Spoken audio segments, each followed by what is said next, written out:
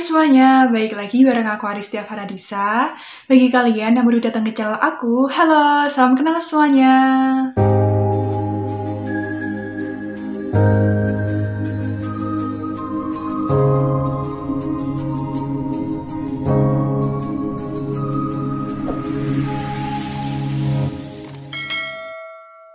Video kali ini aku mau memberikan informasi kepada kalian mengenai hal apa aja sih yang bisa membuat kalian gak lolos kuota SNMPTN. Sebelum kalian lanjut untuk menonton videonya, jangan lupa klik tombol subscribe, like, komen, dan share ke teman-teman kalian sebanyak-banyaknya. Dukung channel ini supaya menjadi channel edukasi dan self-development yang bisa berkembang menjadi yang terbaik, dan aku semakin bersemangat untuk membuat video-video selanjutnya. Jangan lupa follow Instagram aku @aristiafaradisa. Banyak yang berharap agar bisa ikut SNMPTN, setidaknya bisa lolos kuota SNMPTN di sekolah dan menjadi siswa yang eligible untuk mendaftar SNMPTN. Seperti yang kalian lihat di bawah ini adalah persentase untuk kuota masing-masing sekolah. Aku jelaskan lagi ya. Nah, ada 3, akreditasi A, B, dan C. Kita mulai dari sekolah akreditasi A, itu diambil 40% dari siswa berprestasi kelas 12. Maksudnya itu diambil 40% terbaik sekelas 12 itu. Sekolah yang akreditasinya B, diambil 25% terbaik di sekolahnya. Sekolah yang akreditasinya C, diambil 5% terbaik di sekolahnya. Menghitungnya gini, misalnya sekolah kalian akreditasinya A, berarti 40% ya.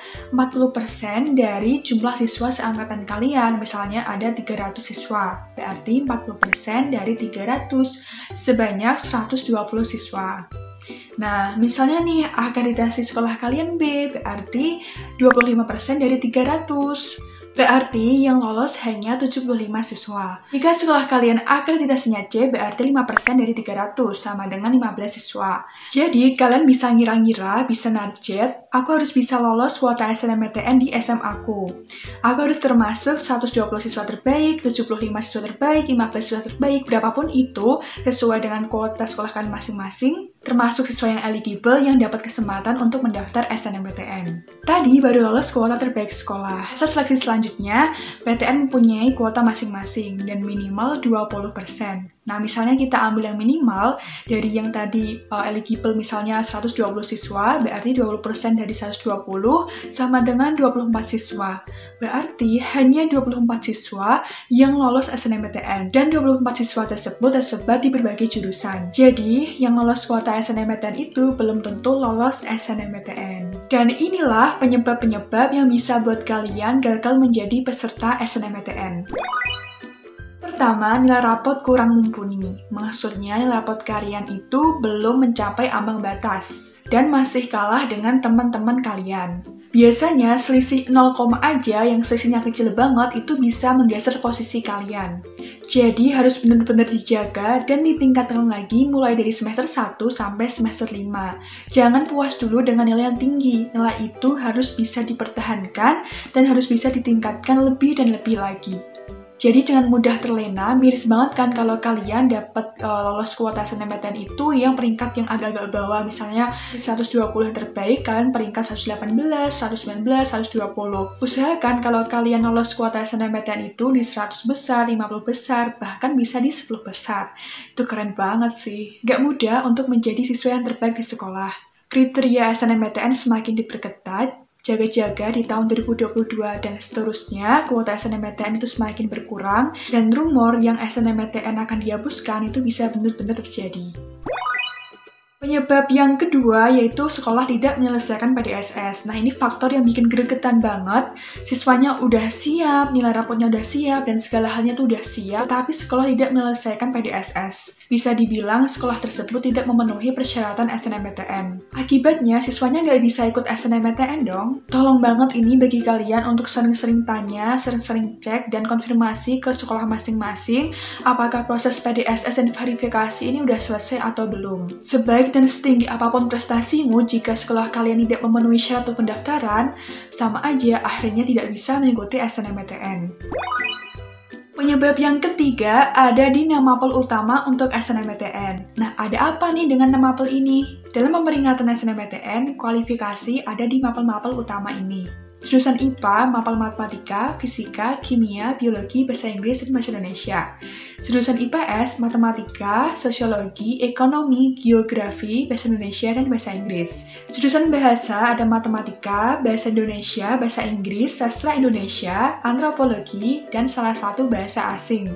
Nah, khusus SMK, ada matematika, bahasa Indonesia, bahasa Inggris, dan kompetensi keahlian. Di sini diamati nih bagaimana kestabilan dan konsistensi dari nilai kalian selama 5 semester. Bagaimana performanya? Udah aku bilang beberapa kali, usahakan nilai kalian stabil, selalu naik dan meningkat. Kalau dibuat grafik seperti ini. Bisa juga jika nilai kalian labil, nggak stabil, naik turun, nilai-nilai itu bisa kalah saing, tergantikan, tergeser oleh teman-teman kalian yang nilainya relatif stabil dan naik. Jadi nggak ada pengaruhnya jika kalian nilainya menonjol atau unggul di mapel PKN, agama, olahraga, itu nggak ada pengaruhnya sama sekali. Mapel itu adalah mapel-mapel umum SMA, dan jika kalian lihat rata-rata per semester atau IPK per semester itu sudah tercampur dengan mapel-mapel tadi. Jadi rata-rata yang telah didapat kalian itu bukan jadi patokan untuk SNMPTN. Rata-ratanya itu harus kalian hitung kembali. Gimana cara menghitung rata-rata rapot 6 mapel? Nah, di sana aku udah jelasin secara lengkap gimana cara buat tabelnya gitu kan, kalian bisa buat tabelnya sendiri. Terus aku di sana juga udah bongkar nilai rapat aku, bener-bener nilai rapat aku dari semester 1 sampai semester 5. Jangan lupa ditonton ya. Keempat, nggak punya prestasi selama SMA. Nah, jika kalian amati, peringkat-peringkat yang 3 besar tuh, itu biasanya siswa-siswa yang sering ikut lomba kan, olimpiade, dan lain-lain. Biasanya ada sekolah yang mempertimbangkan prestasi yang dimiliki oleh siswanya. Nah, prestasi itu buat mengurutkan pemeringkatan dalam SNMPTN. Misalnya ada nilai yang sama, atau gimana. Nah, prestasi itu yang dilihat, mana nih yang lebih unggul, si A atau si B.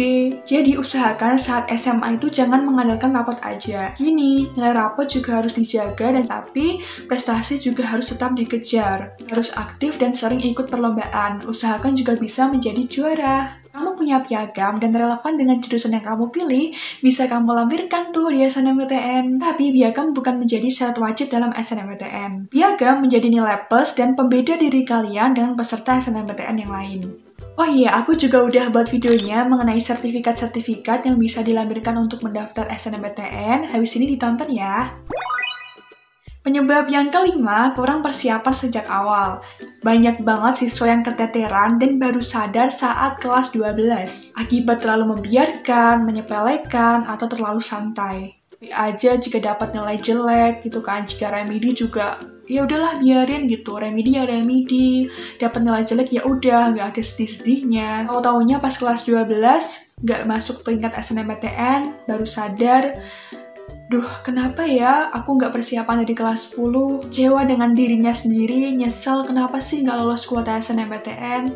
Terus sekarang yang salah siapa? Belum kalian terlanjur, proses 5 semester ini harus bener-bener kalian perjuangkan. Misalnya dari semester 1, kalian amati nih, terutama yang 6 mapel itu. Baru dapat nilai segini nih, semester 2 harus lebih meningkat lagi. Terus pada saat semester 2, diamati lagi. Nah, semester ini aku harus lebih semangat lagi untuk meningkatkan nilaiku. Kalian juga harus tahu, misalnya, aku unggul di mapel ini nih, aku unggul di mapel biologi, aku unggul di mapel fisika, aku unggul di mapel sosiologi.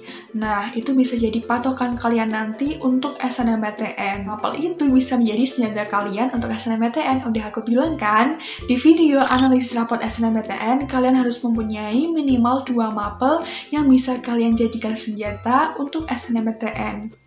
Buktikan bahwa kalian pasti bisa. Kalahkan materi yang menurut kalian sulit. Kalian harus bisa melewati rintangan dan tantangan yang ada di depan mata. Semangat! Oke teman-teman, sekian video dari aku. Jangan lupa tonton video-video aku yang lainnya ya. Aku sudah banyak banget membuat video mengenai SNMPTN dan juga SBMPTN. Kalian bisa juga cari di playlist atau di deskripsi ini. Aku udah taruh link-linknya. Di komentar juga udah aku pin, udah aku sematkan paling atas. Itu video-video yang aku rekomendasikan bagi kalian.